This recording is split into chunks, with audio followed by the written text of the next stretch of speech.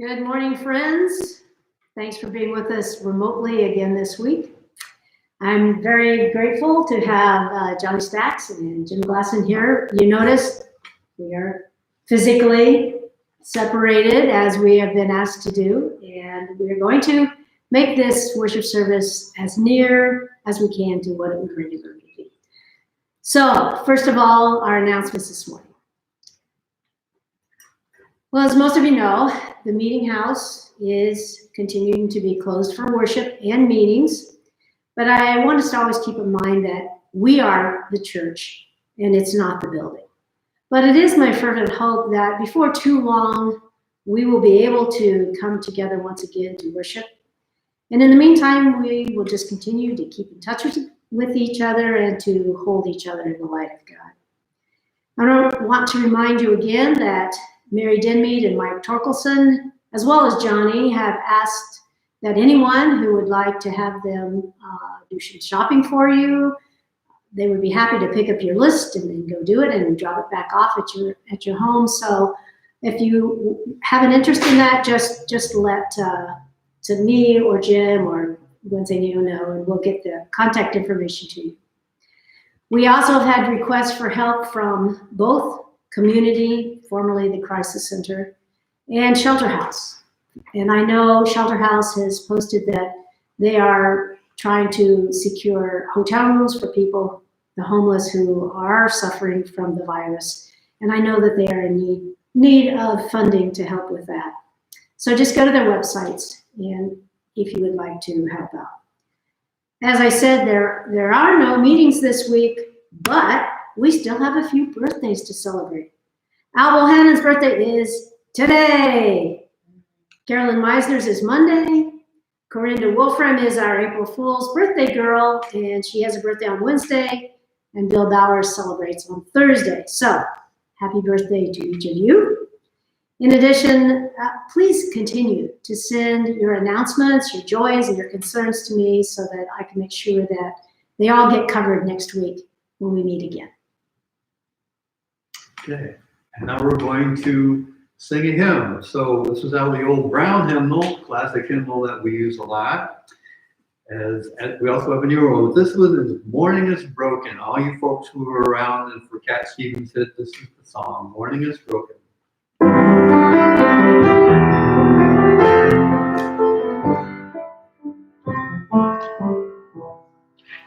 Morning has broken like the first morning.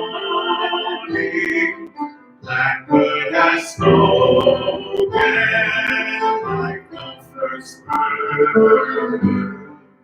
Praise for the singing, praise for the morning, praise for the spring, fresh from the wood. Sweet orange wonderful, singing from heaven, like the first dew fall on the first grass. Praise for the sweetness of the wet garden, strong in completeness, where his feet pass. Mine is the sunlight, mine is the morning, Lord of the one light someday. Praise with elation, praise every morning, God's great creation of the new day. Our call to worship this morning is from several verses from 1 Corinthians, often called the love chapter, because it's in times like these that we need to be reminded of what love is all about. This is Paul writing this. If I speak in the tongues of men or of angels, but do not have love, I'm only a resounding gong or a clanging cymbal. If I have the gift of prophecy and can fathom all mysteries and all knowledge, and if I have a faith that can move mountains, but do not have love, I am nothing. If I give all I possess to the poor and give over my body to hardship that I may boast, but do not have love, I gain nothing. Love is patient. Love is kind. It does not envy. It does not boast. It is not proud. It does not dishonor others. It is not self-seeking. It is not easily angered. It keeps no record of wrongs. Love does not delight in evil, but rejoices with the truth. It always protects, always trusts, always hopes, always perseveres. Love never fails. When I was a child, I talked like a child. I thought like a child. I reasoned like a child. When I became an adult, I put the ways of childhood behind me. For now, we see only a reflection as in a mirror. Then we shall see face to face. Now I know in part, then I shall know fully, even as I am fully known. And now these three remain: faith, hope, and love. But the greatest of these is love. And it is with love that we take a look at our prayer needs this week. I hope that we will remember to especially pray for our elders who are quarantined from loved ones and forced to stay in their small rooms. I'm thinking especially of Roscoe and Larry, and Lois as well, staying at home. Continue to remember Justin Kane with his PTSD, and then his factory was closed because of a person having the virus. Diane, as she continues to recover from pneumonia in the middle of cancer treatments. All those suffering from the COVID-19 virus and their families, as well as those who may have been exposed and have to spend time in quarantine. Students who are at home and need to be encouraged to keep learning while schools are closed. And I know not all parents are equal as homeschool teachers. And then the teachers, especially professors like Lynn's friend Barbara, who need to prepare lessons for internet teaching. Mike Moyer, an Iowa Yearly Meeting member from Oskaloosa, who has served the yearly meeting in a number of capacities as he continues to recover from a near fatal case of COVID-19. Another Iowa Yearly Meeting pastor, Justin Weber, pastor at Honey Creek New Providence Friends, was just admitted to the hospital and is also battling the virus. And then Michaela, our great worker with our kids, who works at one of the local grocery stores where an employee tested positive for the virus, just that she can stay healthy. Continue to pray for all the businesses that shut down and the workers laid off, that relief will come swiftly. For all our healthcare and our restaurant workers preparing meals for those who are working in the hospitals and at home, hold them in the light of God as they continue to put their own lives at risk to save others. But I was really excited to also have a number of joys sent to me this week. Young Wade's seizures are under control now with medication. Many have offered to help to bring the groceries and supplies during this time when we are asked to stay home. Generic insulin now being made available for our diabetics. Victoria, our foreign exchange student with the Torkelson and Dinmeads, is now safely back home in Norway. The ability to use Zoom application to conduct worship services, yoga classes, meetings online, and I think last week there was one of our church committees met through Zoom. And just a variety of ways to stay connected with folks. West Bench residents coming together to order food from the local restaurants, made TV, Channel TV 9 News this week to help them stay open during this epidemic. And finally, the creation of YouTube videos, just what we're doing today to reach out to people through music, talks, church worship services. Will you join with me in prayer? Loving Creator God, we bring these needs before you and we place them in your care. We rejoice in the good things and continue to pray for all that have been lifted up to you this morning, especially all who are suffering with this virus and are in need of feeling your healing presence. May we be the church for any who might need whatever we have to offer. Amen. Let's join together now in song. This is a fairly well-known song. This is called "They'll Know We Are Christians by Our Love." On the Brown hymnal, it's number 284 for those of you who have them at home. Let's do the first three verses. They'll know we are Christians.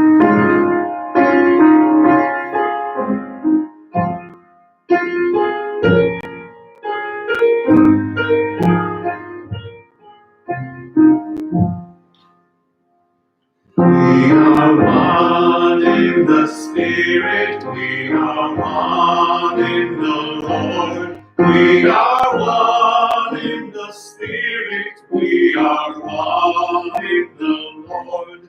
And we pray that our unity may one day be restored. And they'll know we are Christians by our love. By our love, yes, they'll know we are Christians by our love. We will walk with each other, we will walk hand in hand. We will walk with each other, we will walk hand in hand. And together we'll spread the news that God is in our land. And they'll know we are Christians by our love. By our love, yes, they'll know we are Christians by our love. We will work with each other, we will work side by side. We will work with each other, we will work side by side. And we'll guard each one's dignity and save each one's pride. And they'll know we are Christians by our love. By our love, yes, they'll know we are Christians by our love.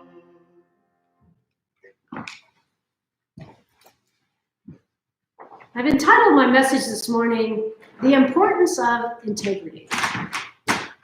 As I sat thinking about this whole new chapter in the lives of many of us, I wondered what I might say to help ease the pain, the worries, and the losses that so many are feeling. It then occurred to me that probably the best thing I could do is to simply ask us to be the church and quit spending so much time watching news on TV and reading every news feed possible on the internet.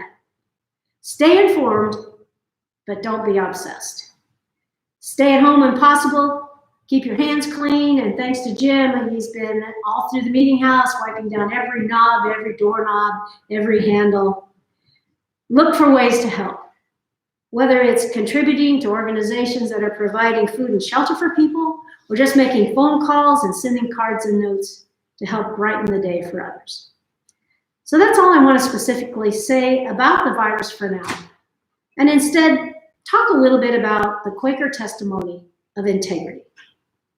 Matthew 5:33-37 from the Message is one place where Jesus actually talks about this thing we call integrity.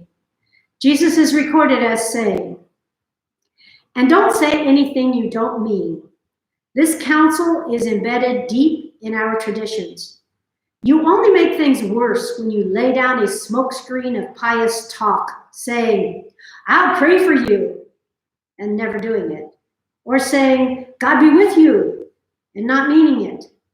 You don't make your words true by embellishing them with religious lace. In making your speech sound more religious, it becomes less true. Just say yes and no. When you manipulate words to get your own way, you go wrong." I think in the King James Version, Jesus says, "Let your yes be yes and your no be no." So basically, if we want to be persons of integrity, we will simply be trustworthy, honest, and kind. Of all the Quakers in history, I remember reading about a man by the name of John Woolman, one of the early Quakers living in New Jersey around the mid-1700s, and how he is still considered to be, by many, to be a great example of a person of integrity. He was adamantly opposed to slavery, especially speaking out against some of the Southern Quakers who owned slaves. And he made a variety of changes in his own life in order to be a person of integrity. Even as a young man of 26, Woolman had become an independent and successful tradesman. There was a time when he refused to write one part of a customer's will. I guess anybody could write a will back then, because the will would have transferred the ownership of a slave. And then Woolman talked the man into freeing the slave. Eventually, while still in his 20s, Woolman decided the retail trade demanded too much of his time, and he wanted to eliminate the desire to achieve outward greatness. So then he supported himself as a tailor and displayed integrity when he refused to wear dyed fabrics or any clothes made with dyed fabrics, because he had learned that the workers in the dye industry were poisoned by some of the noxious substances that were used to dye the cloth. And he refused to ride in stagecoaches because he believed the operators were too often cruel and injurious to the teams of horses.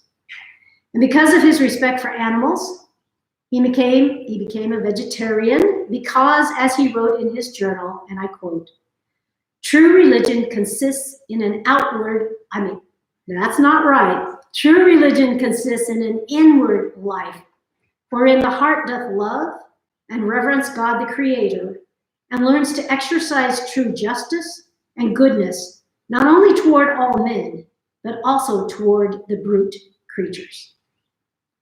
So you may be wondering where I'm going with these stories of an ancient Quaker who practiced integrity to a point that a few of us will never reach. But here's the thing. I think we can practice integrity when we're faced with our current situation. And to help us through this pandemic, here are a few ways I think we can practice integrity. First of all, persons of integrity take responsibility for their actions, even when it's hard. We're told to stay home unless it's absolutely necessary, to stay 6 feet away from others, and that's what we need to do to practice integrity. I've been walking each afternoon, and my fellow walkers and I have made a practice to either cross the street when we are going to meet each other, or to at least walk in the yard a little bit so that we're keeping our 6 feet apart. Next, persons of integrity put others' needs before their own, and if possible, offer to help others in need, not to get praise or recognition, but simply because it's the right thing to do. Our meeting is working on this. When friends offer to get groceries and supplies for others, as well as several of you I know are sewing the face masks for hospitals. And we can always seek places to share our funds where our money can help the organizations most in need.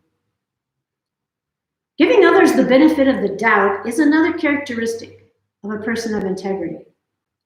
It means not jumping to conclusions, but always giving others the chance to explain themselves.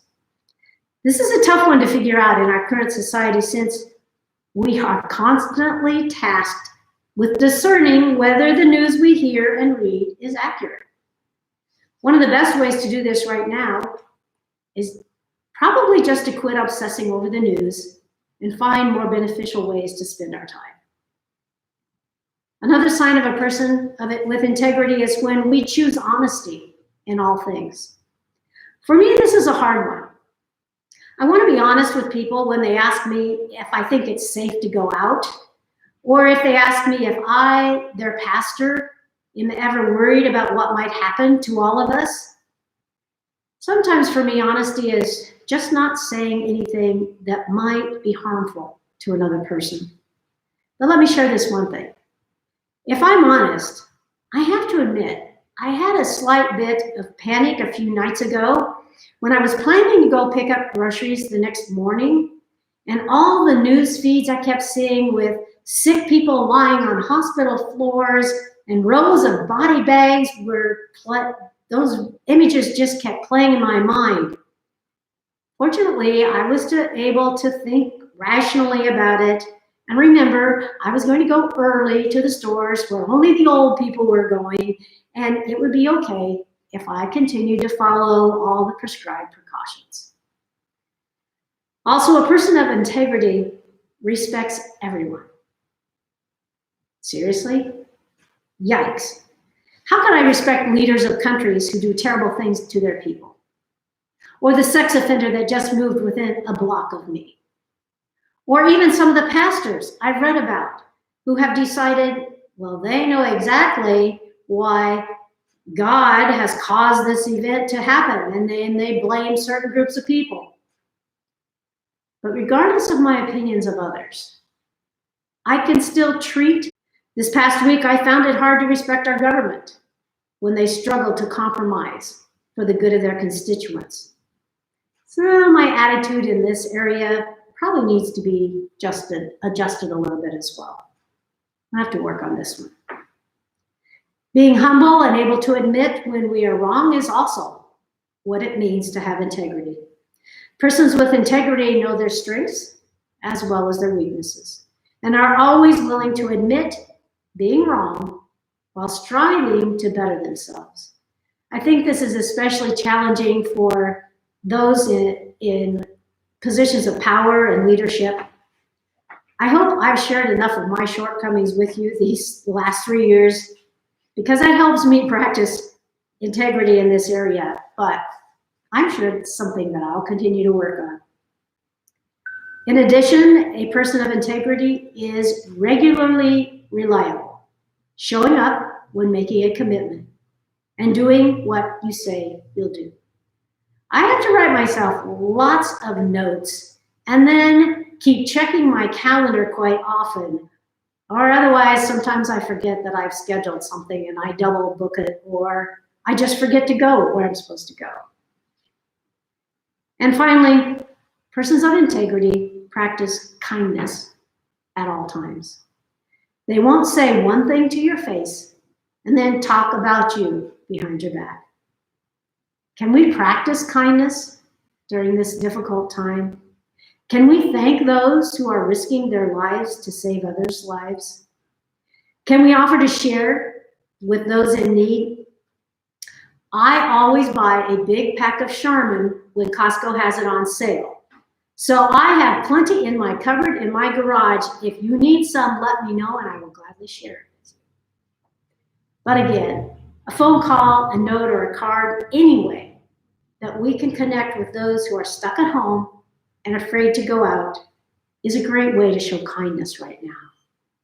I appreciate the phone calls many of you faithful are making to meeting members as well as family and friends, just to check on how everyone is doing.